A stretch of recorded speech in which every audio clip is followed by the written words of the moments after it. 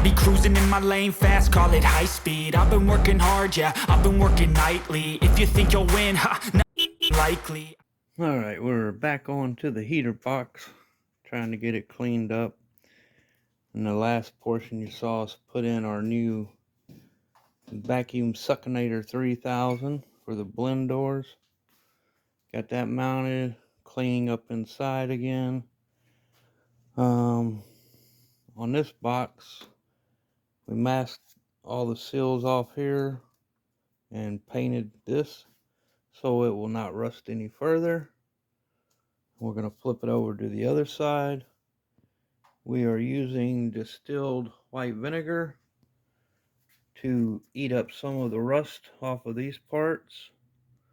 Like, we'll throw all our screws in there and everything, and it is eating some of the rust off, as you can tell.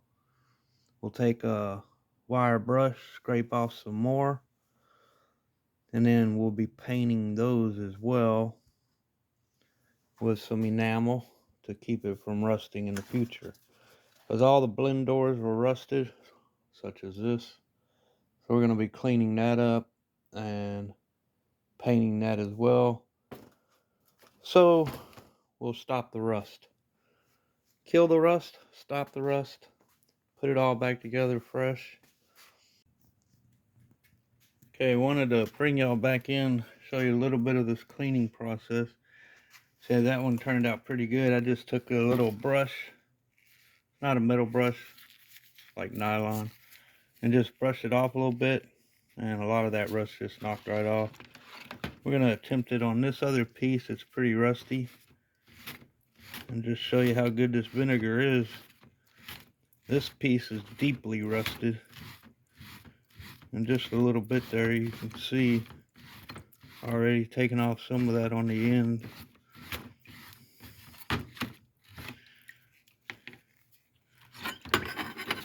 See, with just a little bit of scraping. We'll flip this end over, do a little more cleaning here. You can see that rust just coming right off. Now, I won't get 100% off of it, but it does knock off 90, probably 90-95% of the rust. And if I spend a little more time scraping and scrubbing it off, I could probably get it all off. But just, you can see how quick. And this vinegar, I let it soak overnight. Depends on the part, you know. Sometimes it only takes like a couple hours,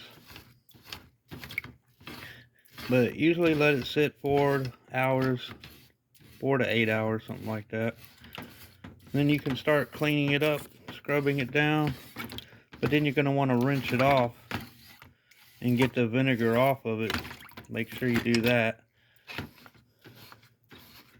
to clean it up, and then dry it really quick, and it won't flash rust again on you. But just a little bit of scraping. I'm doing it with one hand, and you can see the difference much better from when it went in. So I'm going to continue scraping these, scrubbing them down. You can see we got some old school original padding that went around here. I tore some off down here as well. We got some new foam. I think it's called foam tape. One side's sticky, the other side will be the foam. This is more like neoprene, I think they call it. But we're gonna seal this up, and the doors have factory seals on them. On these second gen Camaros of 79, I notice a lot of cars don't. You have to actually put seals around all the doors, but these have good rubber, quality rubber from the factory, and still in good shape.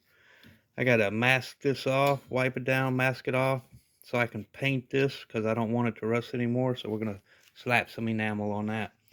Then I can start putting this box together, and that's what I'm excited to do, start putting this together. We got our new heater core in, we got our new vacuum actuator in.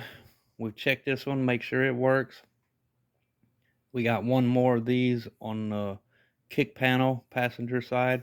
I got to check that one, make sure it works, or if not, I'll replace it and start putting this back together so we can have the the fun of putting it back under the dash and running all the wires and the vacuum lines and hooking it all back up. So I just wanted to bring you in for this, let y'all know this vinegar, just great value, cheap, a couple dollars for a gallon.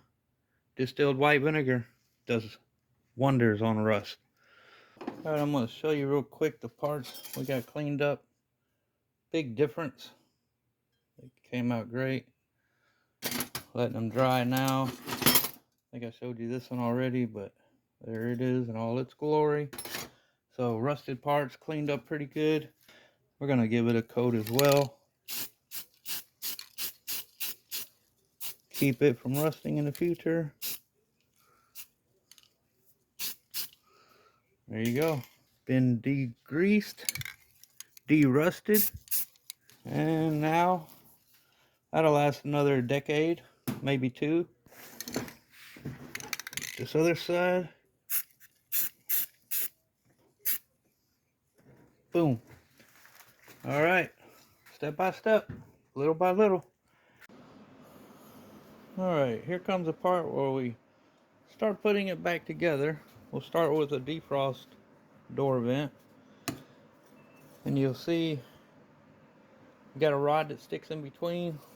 One will fall down in this hole, just slips down in that hole, and this little part here goes into this vacuum actuator arm, and it just pops in there. So we'll just slide that down in that hole. You just push it down in there and it'll lock into place. And this other part of the arm will go through this top part right here. These are where you screw your bolts in. That hole there will reside on top of this arm. And then the actuator is linked up there, and when you get vacuum, it'll open your door and let heat come through here. And when you close your defrost, when you want your defrost, it'll open this and allow the air to travel up to your windshield. All right, I am happy to say we are ready to put this heater box back into this second gen Camaro. I went ahead and siliconed around here. We went ahead and ran brand new vacuum line that goes to this blend door vacuum actuator, or if you'd rather, vacuum succonator 3000. We put that in there, put our seal in there, got plenty of vacuum line here. I won't need all that, but I'm just leaving it for now till I get it inside and we hook all that up, see what we need left over. We'll cut it, splice it, and be done with it. It's all done. We're ready to go back into the car with it. So I'm going to carry it over and pray we can get it underneath that dash and with ease, hopefully. Finagle it in there, and then we can start hooking up all our cables where they need to go, hook up our vacuum lines for this one and that one, run the rest over for the other door, and we'll go from there.